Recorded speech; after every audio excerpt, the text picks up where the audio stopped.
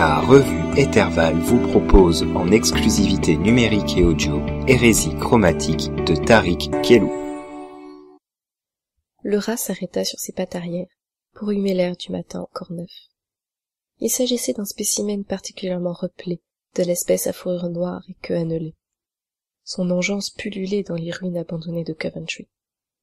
L'animal restait à une distance prudente du morceau de lard planté sur un clou, quelques pas plus loin.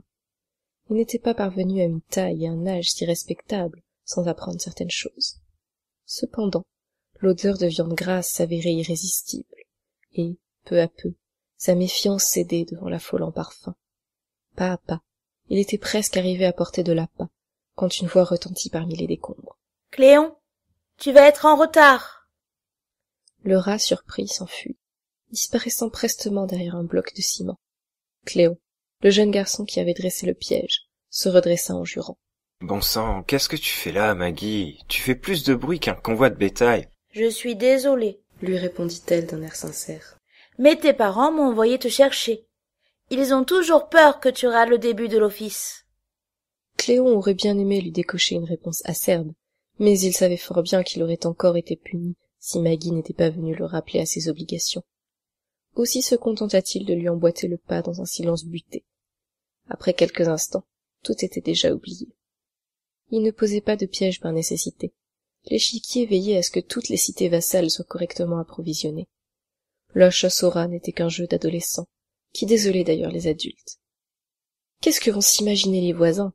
répétait constamment sa mère. « S'ils te voient en train de capturer tes vermines dans la vieille ville, ils vont croire que nous en sommes réduits à manger ces horreurs. » À demi enterré dans ce qui avait constitué le centre commercial du precinct, la cité puits de Coventry n'occupait qu'une infime portion de l'ancienne agglomération. Les ruines grises du reste de la ville avaient été abandonnées aux rats et aux ronces après le cataclysme du Blitz. La monotonie froide du bitume et des bâtiments écroulés s'étendait loin dans toutes les directions, offerte à la lente reconquista d'une nature tout aussi terne. Après quelques décennies, les herbes et les buissons avaient fini par repousser, formant une sorte de toundra neuve, là où s'était autrefois dressé l'empire des hommes.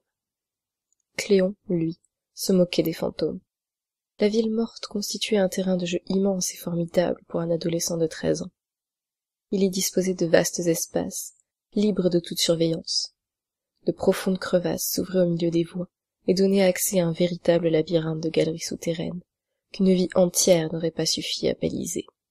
S'il avait pu manquer l'office, il aurait probablement passé toutes ses journées ici, à explorer les environs et à chasser les animaux sauvages.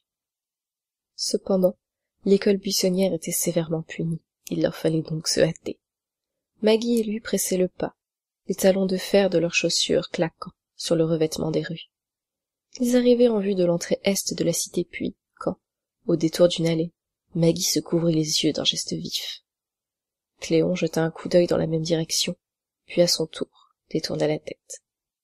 Trébuchant, faute de pouvoir regarder devant lui, il s'approcha de la bordure fêlée du trottoir et, mal à l'aise, arracha d'un coup sec le responsable de leur émoi, un chardon d'un bleu éclatant. Foulant du talon la plante blasphématoire, il en poussa les restes dans le caniveau, et ils reprirent leur marche.